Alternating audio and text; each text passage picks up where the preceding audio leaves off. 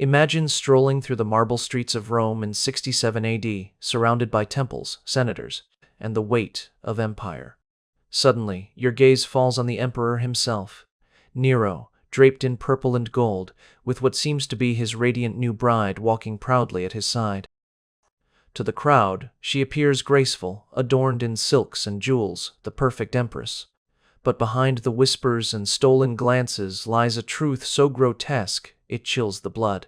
That beautiful figure was not born a woman at all. His name was Sporus, a young boy forced into a nightmare beyond comprehension. And what Nero did to him is one of the most haunting chapters in human history, a tale of obsession, grief, and cruelty that turned love into madness. Today, we uncover how absolute power transformed an innocent youth into the living shadow of a dead empress. The story of Sporus cannot be understood without first stepping into the world of Nero himself. To the people of Rome, Nero was not always the monster history remembers. In fact, when he first took the throne at only 16 years old, many citizens believed a new golden age had dawned. Taxes were reduced, entertainment was funded for the masses, and he even performed on stage, charming audiences with music and plays. To ordinary Romans, he seemed like a ruler who finally cared about them, a young emperor full of promise. But absolute power has a way of corrupting the human soul. By the time Nero had ruled for a decade, that bright promise began to rot. His paranoia deepened. Every senator, every general, every ally became a potential enemy. He was worshipped in the East as a living god, but in Rome he grew increasingly isolated. No one dared to challenge him, no one dared to tell him no. And without opposition, Nero's whims and desires began to twist into dangerous obsessions. The center of that obsession was a woman named Poppaea Sabina. To Nero, she was not merely beautiful. She was the embodiment of everything he craved. Intelligent, ambitious, and commanding, she stood in stark contrast to his first wife, Octavia, whose quiet reserve offered little excitement to the young emperor. Poppaea, on the other hand, dazzled Rome with her charm and confidence. Where Octavia shied away from attention, Poppaea demanded it, and Nero was completely captivated. Their affair scandalized Rome. At first, it was just another imperial indulgence, a ruler taking a mistress while his lawful wife was left humiliated. But soon it escalated into something more dangerous, an all-consuming fixation. Nero divorced Octavia in a shocking political move, alienating many powerful families. He then married Poppaea in an extravagant ceremony that drained the imperial treasury. To Nero, no cost was too great to prove his devotion. Jewels from India, silks from China, perfumes from Arabia, everything Rome could import, he poured at her feet. But this was not love as we understand it. This was possession. Nero began to treat Poppaea less as a wife and more as an object he owned completely. He surrounded her with guards, not for her safety, but to monitor her every move.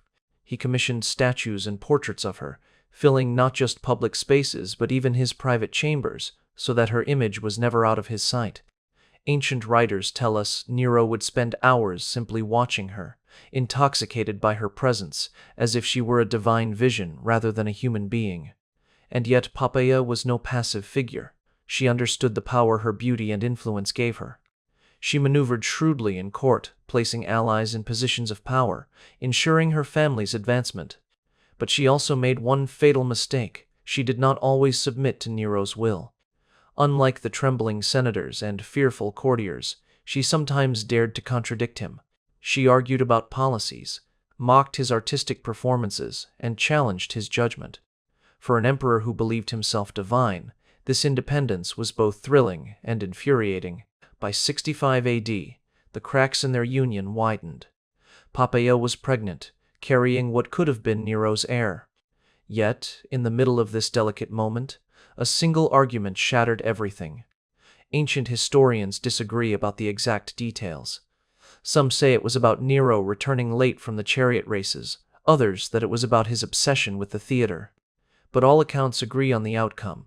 In a fit of uncontrollable rage, Nero struck his wife. Whether it was one violent blow or a brutal assault, the result was fatal. Poppaea collapsed, suffering internal injuries that neither prayers nor the best physicians in Rome could heal. Within hours, she and her unborn child were dead. In that instant, Nero destroyed the one thing he valued above all. His grief was unlike anything Rome had ever witnessed. He wept over her body, begged her forgiveness, even commanded her to live, as though his imperial authority could defy death itself. But death did not yield, and in losing Poppaea, Nero's mind broke in ways that would reshape the fate of Sporus, the boy who would become her living replacement. When Poppaea Sabina's lifeless body lay before him, Nero realized that his rage had destroyed the very thing he loved most. The emperor who commanded 30 legions, who was hailed as a god in the eastern provinces, was powerless against the cold hand of death. What followed was a descent into grief that horrified even his closest courtiers. Nero refused to let go.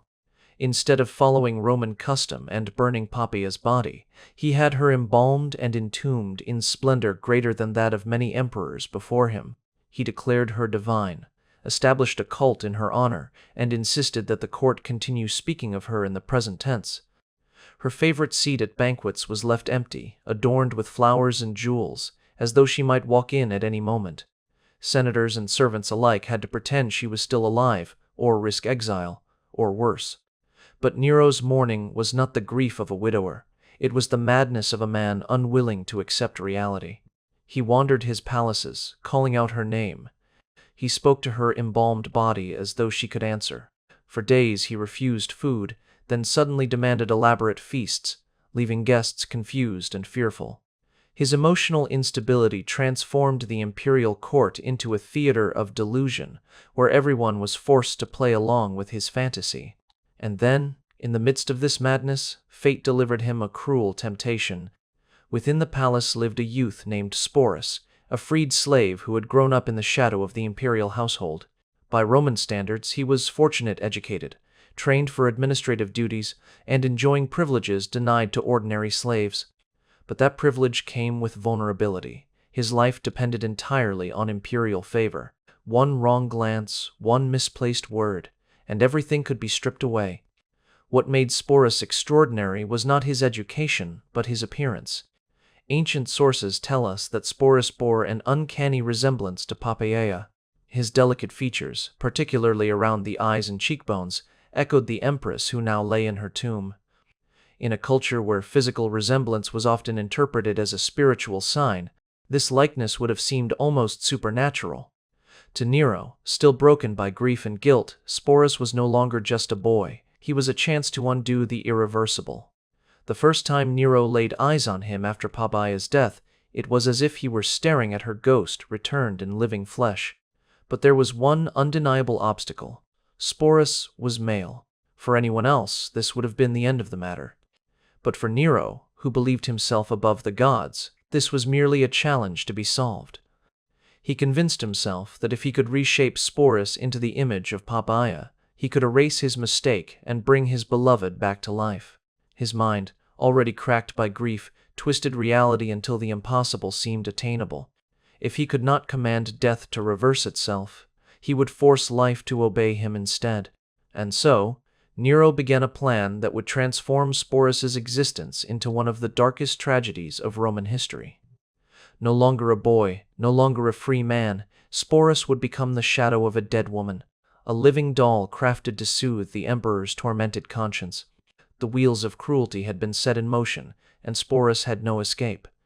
What came next was not mere indulgence, nor even simple perversion. It was calculated destruction, the erasure of one human being's identity in order to satisfy the obsession of another. For Nero, Sporus was no longer a person. He was an echo, a ghost made flesh, destined to wear the face of a woman who no longer lived. What followed Sporus's resemblance to Poppaea was not admiration or protection. It was the beginning of a nightmare. Nero, convinced he could resurrect his lost empress, decided that resemblance alone was not enough. Sporus had to be remade, reshaped, forced into the role of Poppaea until not even the emperor could see the difference. What happened next remains one of the most chilling acts of cruelty in recorded history. Nero summoned Rome's most skilled physicians, not to heal, but to mutilate. He ordered that Sporus undergo surgery that would forever strip him of his identity as a man. The procedure was brutal and primitive. Ancient medicine had little understanding of hygiene or anesthetics. Imagine the scene: the boy held down by guards, his screams echoing against the marble walls, while crude instruments tore away his future. The pain must have been unimaginable, the terror beyond words. But survival offered no mercy. From that day forward, Sporus would never again be recognized as fully male. He had been physically altered to serve a fantasy. Once the physical transformation was complete, the psychological assault began. Nero announced that Sporus would no longer be known by his birth name. Instead, he gave him a new identity, Sabina, the name of his dead wife. With a word, Nero erased Sporus's past and bound him forever to the ghost of Poppaea. From that moment on, Sporus was forced to live as the empress reborn. Imperial seamstresses created gowns of silk and gold to disguise his frame. Jewelers crafted ornaments, many of them taken directly from Poppaea's collection, to decorate his body. Makeup artists painted his face, softening his features, reshaping him into an image he never chose. Hairdressers styled his locks into elaborate Roman fashions, adorned with pearls and golden pins. Every detail was designed to erase the boy and replace him with the illusion of a woman who was gone. But Nero's obsession did not end with costumes. Tutors were assigned to train Sporus in the gestures and behaviors expected of an empress. He was taught how to walk with grace, how to sit in silence, how to arrange his clothing to appear modest and delicate. Even his voice was not spared. Coaches worked to raise his tone, to mold his speech into something more feminine. Each lesson was a daily reminder that his original self was vanishing, replaced piece by piece by a lie. And then came the final act of degradation: a wedding. Nero spared no expense in orchestrating what appeared to be a legitimate imperial marriage. The palace was filled with flowers imported from across the empire. Thousands of oil lamps illuminated the grand hall, casting flickering shadows over marble columns. Musicians played traditional wedding hymns as senators, generals, and courtiers gathered. To the outside world, it looked like a celebration of love, but those who knew the truth understood they were witnessing something far darker, a grotesque theater of power and obsession. Sporus, now called Sabina, stood beside Nero, draped in a bridal veil, his mutilated body hidden beneath layers of silk. The ceremony followed every Roman custom. Vows were exchanged, hands were joined, sacred bread was shared. Documents were signed, sealing the marriage as if it were binding law. To the guests, it was clear that defiance was not an option. They clapped, they offered gifts, they praised the union, all the while masking their unease with forced smiles. To Nero, the illusion was complete. In his mind, he had conquered death itself. He had taken back the wife he killed, reshaped her through another's body, and bound her to him forever. To Sporus, however, the ceremony was nothing less than the burial of his true identity. The boy who once had a name, a future, and a self was gone. In his place stood a puppet, draped in jewels, condemned to play the role of a dead woman until the emperor's madness reached its next climax. After the grotesque wedding, Sporus was no longer a boy. He was no longer even considered an individual. In the eyes of Nero and the imperial court, he was Sabina reborn. From that day forward, he was expected to live as the Empress of Rome, the shadow of a woman who no longer existed. At first glance, his new life might have looked enviable. Sporus was granted a household staff of his own, lavish quarters within the palace, fine clothes, ornaments, and an income drawn directly from the imperial treasury. He was carried in a gilded litter when traveling, attended by servants, and treated with all the formalities due to an empress. But beneath the surface, this luxury was its own form of imprisonment. Every gem, every gown, every courtesy was a shackle binding him tighter to Nero's delusion. In public, Sporus was displayed as though the emperor's fantasy were fact. He sat beside Nero at banquets, smiling faintly as musicians played. He accompanied him to state functions, where foreign envoys were expected to bow before him as though he truly were Poppaea Sabina. At ceremonies, Nero addressed him by her name, reminiscing about memories that had never belonged to Sporus, and expecting him to respond as though they had. To refuse, to break character, would have been treason, and so Sporus learned to play the part perfectly. Ancient sources describe how skillfully he adapted to this role. He anticipated Nero's moods, adjusted his tone, and mirrored the gestures of a devoted wife. To the courtiers, it was almost uncanny. Yet behind the mask, his spirit withered. Every day was a performance in which failure could mean death. Every morning he awoke in chambers decorated with Poppeia's images, statues, portraits, and trinkets reminding him of the woman he was forced to replace. Each reflection in the mirror showed not his own face, but a stranger dressed in silks. The psychological torment cannot be overstated. Imagine being told, day after day, that your name, your gender, your very identity no longer existed. Imagine being forced to answer to another's name, to live another's memories, to inhabit another's body.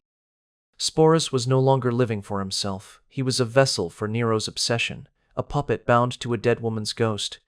But Nero was not content with private delusions. He wanted the world to see what he had created. In 66 AD, he embarked on a grand tour of Greece, eager to display his talents as an artist and performer. Naturally, Sporus traveled with him, not as a companion, but as the empress of Rome. Imagine the reaction of Greek dignitaries as Nero paraded through their cities with a veiled figure at his side. Whispers must have spread quickly. This was no woman, but a boy mutilated and remade. Yet no one dared speak the truth. To question Nero's illusion was to risk his wrath. Instead, they played along, bowing before Sporus, treating him with the respect due to an empress, while their eyes betrayed their unease. To Nero, it was triumph. He had not only resurrected his lost wife, he had forced the entire Mediterranean world to acknowledge her. To Sporus, it was humiliation magnified. Every bow, every greeting, every word of respect was a reminder that his suffering had been turned into spectacle. For nearly 2 years, Sporus endured this bizarre existence, half prisoner, half ornament, wholly erased. His survival depended on submission, his identity buried beneath layers of silk and ceremony. Yet even as he perfected the performance, the weight of despair grew heavier. Deep inside, he must have known that this illusion could not last forever. And he was right. By 68 AD, Nero's madness had finally gone too far. Revolts erupted across the empire. Generals and governors turned against him. Even the Praetorian Guard, once his fiercest protectors, abandoned their loyalty. The Senate declared him an enemy of the state. Rome itself had had enough. As the empire crumbled around him, Nero fled the city with only a handful of loyal followers. Among them was Sporus, the living reminder of all he had lost and all he had destroyed. The final act of this tragic story was about to begin. As Nero's empire collapsed around him in 68 AD, he clung desperately to illusions. Rebellions spread like wildfire. Governors declared open defiance, and the once loyal Praetorian Guard turned their swords against him. The Senate condemned him as an enemy of the state, the ultimate humiliation for a Roman emperor. In his final hours, Nero fled Rome with a few loyal companions. And among them, still trapped in the emperor's madness, was Sporus. Imagine the scene, the boy, dressed as an empress, accompanying the most powerful man in the world as he trembled in fear, hiding in villas, waiting for the end. Nero wept, wailed, and spoke of his lost Poppaea, still calling Sporus by her name. Even in the shadow of death, he could not release his delusion. When soldiers finally closed in, Nero chose suicide over capture. With the help of a servant, he drove a blade into his throat, ending his reign in chaos. Rome exhaled in relief, but for Sporus, the nightmare was far from over. Now he was no longer protected by the emperor's favor, but he was too visible, too infamous, to simply disappear. The boy who had been remade into an empress became a political pawn, passed from hand to hand by the men who seized power after Nero's death. First, he was claimed by the general Nymphidius Sabinus, who kept him as though he were Nero's widow. Then Otho, and later Vitellius, each treating him not as a person, but as a possession, a strange prize tied to the memory of Nero's decadence. Vitellius, in particular, delivered the cruelest blow. Obsessed with spectacles and hungry to display power, he planned to use Sporus in the Colosseum for a staged reenactment of myth. The emperor intended to cast him in the role of a woman violated and humiliated before thousands of jeering spectators. For Sporus, who had already endured years of enforced performance, this was too much. Rather than face one final degradation, he made the only choice left to him. He took his own life, most likely by poison. He was no older than 20. And so ended the life of Sporus, a boy whose only crime was resembling a dead empress, and who was forced to become the vessel of an emperor's obsession. His tragedy is almost unbearable to contemplate. Stripped of his body, his name, his freedom, his very self, until nothing remained but a hollow reflection of someone else's memory. Yet even in his death, Sporus delivered one final act of defiance.